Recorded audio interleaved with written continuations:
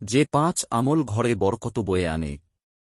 বরকত হল কোনো কিছুর মধ্যে কল্যাণের স্থায়িত্ব, অব্যাহত থাকা এবং বৃদ্ধি পাওয়া। যেমন বলা হয়, অল্প হলেও বরকতময় জিনিস বরকতহীন বেশি জিনিসের চেয়ে উত্তম। তাই একজন মুসলিমের উচিত নিজের ঘরের বরকত আসার কারণগুলো অনুসন্ধান করা এবং সেগুলো বাস্তবায়নের চেষ্টা করা, যাতে সে নিজে উপকৃত হয় এবং তার ঘরে কল্যাণ বৃদ্ধি পায়। প্রথম ও প্রধান কারণ আল্লাহর তাকওয়ার ওপর ঘর প্রতিষ্ঠা করা। এটাই মূল ভিত্তি।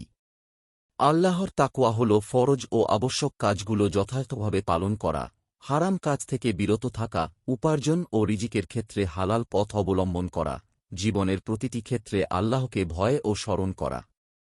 আল্লাহ তাআলা বলেন, আর যদি জনপদের অধিবাসীরা ঈমান আনত এবং তাকওয়া অবলম্বন করত, তাহলে আমি অবশ্যই তাদের ওপর আসমান ও জমিনের বরকতসমূহ উন্মুক্ত করে দিতাম। সূরা আরাফ আয়াত ৯৬।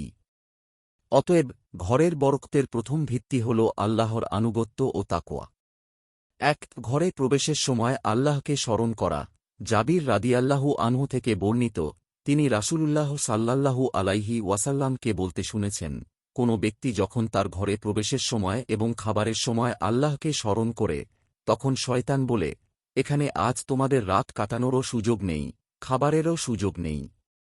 আর যখন সে ঘরে প্রবেশের সময় আল্লাহকে স্মরণ করে না, তখন শয়তান বলে, তোমরা রাত কাটানোর স্থান পেয়ে গেছ। আর খাবারের সময় আল্লাহর নাম না নিলে সে বলে, তোমরা রাত কাটানোর স্থান ও খাবার দুটিই পেয়ে গেছ। আবু দাউদ হাদিস ৩৭৬৫। তাই ঘরকে সুন্দর ও সমৃদ্ধ করার মাপকাঠি শুধু তার বাহ্যিক সৌন্দর্য, বড় আকার বা প্রচুর অর্থ ব্যয় করা নয়। এগুলো ক্ষণস্থায়ী বিষয়।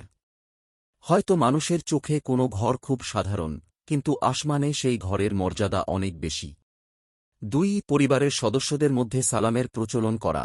আল্লাহ তাআলা বলেন, অতঃপর যখন তোমরা কোনো ঘরে প্রবেশ করবে, তখন তোমরা পরস্পরের প্রতি সালাম করবে, এটি আল্লাহর পক্ষ থেকে বরকতময় ও পবিত্র অভিবাদন। সূরা নূর আয়াত ৬১। তাই সবার আগে যে ঘরে সালাম দেওয়া উচিত তা হল নিজের ঘর। কেননা বরকতের সবচেয়ে বেশি অধিকারী তো আপনার নিজের ঘর, সন্তান ও পরিবার। ঘরে কোরআন তিলাওয়াত করা। আল্লাহ কোরআনকে বরকতময় করেছেন। তাই এর তিলাওয়াত, বোঝা এবং তা নিয়ে চিন্তাভাবনা ঘরে বরকত নিয়ে আসে। আল্লাহ তাআলা বলেন, আর এটি এমন এক কিতাব, যা আমি অবতীর্ণ করেছি, বরকতময়। সূরা আনাম আয়াত ৯২। ইতিহাস সাক্ষী, সাহাবীদের অনেক ঘরে এমনভাবে কোরআন তিলাওয়াত হতো যে সেসব ঘর যেন মৌমাছির গুঞ্জনের মতো কোরআনের আওয়াজে মুখরিত থাকত। বুখারী হাদিস ৪৭৩০। ঘরে নফল নামাজ আদায় করা। ঘরে নফল নামাজ আদায় বরকত লাভের কারণ। জাবির রাদিয়াল্লাহু আনহু থেকে বর্ণিত, রাসূলুল্লাহ সাল্লাল্লাহু আলাইহি ওয়াসাল্লাম বলেছেন, তোমাদের কেউ যখন মসজিদে তার নামাজ শেষ করে, তখন সে যেন তার ঘরের জন্য তার নামাজের একটি অংশ রাখে। নিশ্চয়ই আল্লাহ তার নামাজের কারণে তার ঘরে কল্যাণ সৃষ্টি করবেন। সহিহ মুসলিম হাদিস ৭৭৮। অর্থাৎ মসজিদে ফরজ নামাজ আদায়ের পাশাপাশি ঘরকে নফল ইবাদতের স্থান বানানো উচিত। ঘরের জন্য বরকতের দোয়া করা। দোয়া অত্যন্ত গুরুত্বপূর্ণ একটি বিষয়, কিন্তু আমরা প্রায়ই তা ভুলে যাই। নবী রাসূলরা নিজেদের ঘর, পরিবার ও অবস্থানের জন্য আল্লাহর কাছে বরকত প্রার্থনা করতেন।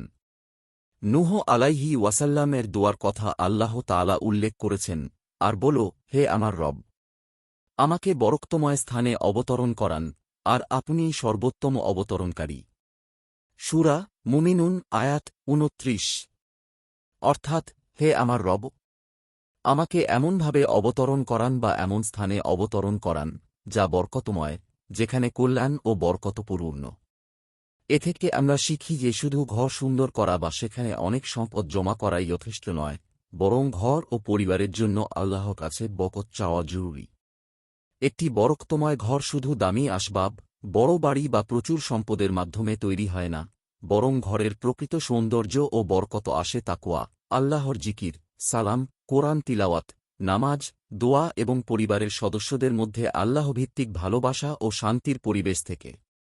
আপনার একটি শেয়ার হয়তো কারও জীবন বদলে দিতে পারে। সাদকায়ে জারিয়া সওয়াব পেতে ভিডিওটি শেয়ার করুন। সোর্স: ইসলামী জীবন, কালের কণ্ঠ।